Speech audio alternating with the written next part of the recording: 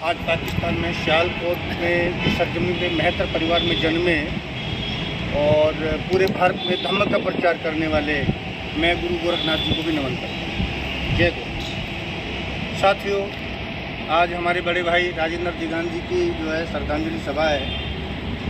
बहुत सारे साथियों ने अच्छी अच्छी बातें बताई हैं। एक उदाहरण मैं देना चाहूँगा। यहीं पीछे न्यू मार्केट में सिंडिकेट बैंक में वो मैनेजर थे। अचानक से बिना बातें वो बिना कॉल के हम एक दिन दोपहर को पहुँचे तो दिगान साहब कुछ काम कर रहे थे। मुझे देखा और काम बंद किया और लगभग 1 घंटा मैंने वहाँ व्यतीत किया और 1 घंटा जो समाज के लिए चर्चा हुई उसका निष्कर्ष ये निकला कि हमें अपने समाज में बाबा साहब डॉक्टर अम्बेडकर की लिखी हुई पुस्तकों का और बाबा साहब की टिप्पणियों का, उनके विचारों का घर घर प्रचार करना चाहिए, जो आज भी जारी है। कुछ लोग हैं जो काम कर रहे हैं और हम अगर दिगान साहब को सच्ची श्रद्धांजलि देना चाहें तो वो कैसे दे सकते हैं। अभी कुछ लोगों ने सुझाव दिया कि ईश्वर उनकी शांति को, आत्मा को शांति दे, भगवान उनकी आत्मा को शांति दे। एक्चुअली में ऐसे कहने बस से कुछ नहीं होता है।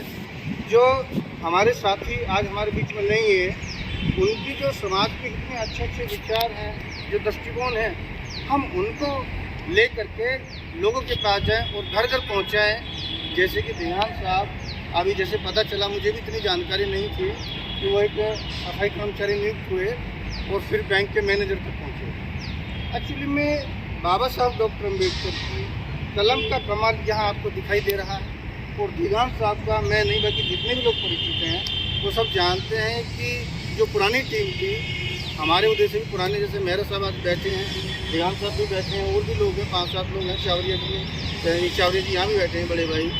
इन लोगों ने जो काम किया डॉक्टर अम्बेडकर युवा चेतना मंच के माध्यम से कि बाबा साहब डॉक्टर अम्बेडकर के विचारों को घर घर पहुँचाने का कार्य होना चाहिए, जो आज भी कुछ लोग हैं जो काम कर रहे हैं, बहुत सारे लोग समाज में, देश में। और मैं चाहूँगा कि यहाँ से जो लोग आए हुए हैं वो अगर दिगान साहब को सच्ची श्रद्धांजलि अर्पित करना चाहते हैं तो वो लोग बाबा साहब डॉक्टर अम्बेडकर को, जिन्होंने नहीं पढ़ा, वो बाबा साहब अम्बेडकर को पढ़े और अपने समाज में जितनी भी कैपेसिटी है, जितने साधन मुहैया हैं, उन साधनों को लगा दें कि हमारी बिरादरी में, पूरे देश में घर घर बाबा साहब का लिटरेचर होना चाहिए।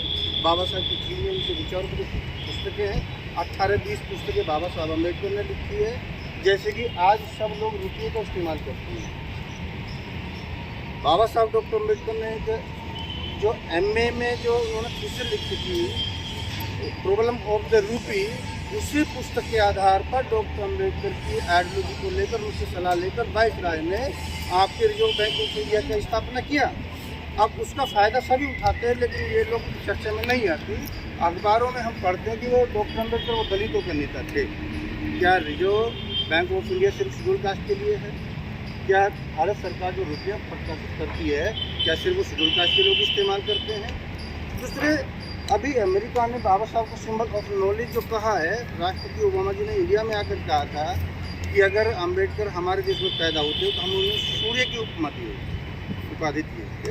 तो कमोबेश हमारे दिगान साहब हैं, हमें भी मरना है एक दिन, क्योंकि जो पैद है वो नपैद होना है, सभी को जाना है। लेकिन जाने से पहले हम बाबा साहब डॉक्टर अम्बेडकर की बात कह रहे हैं, ऐसा काम कर जाओ कि आपके जाने के बाद जब आप इस दुनिया से विदा लेंगे तो लोग कुछ चर्चा करें, कुछ लोग चर्चा करेंगे और कुछ लोग उस पर लिखेंगे भी कि आपने क्या क्या काम किए हैं, या कुछ ऐसा लिख जाओ कि आपके जाने के बाद लोग आपसे पुस्तक के रूप में प्रेरणा लेते हैं। तो दिगान साहब कमोबेश कम से कम इतना था कि उन्होंने जो कार्य किया है आज हम चर्चा कर रहे हैं। और मैं अपनी निष्ठा और ईमानदारी से ये कहता हूँ कि हम उनके कारोबार को, जो उनकी हमारी चर्चा होती थी, बाबा साहब के मिशन को हमारी बिरादरी के बीच में जाना चाहिए। और मैं आप लोगों से वादा करता हूँ कि मेरे जब तक मैं सांसें चल रही हैं ये काम मैं करता हूँ। जय भी, जय गुरु।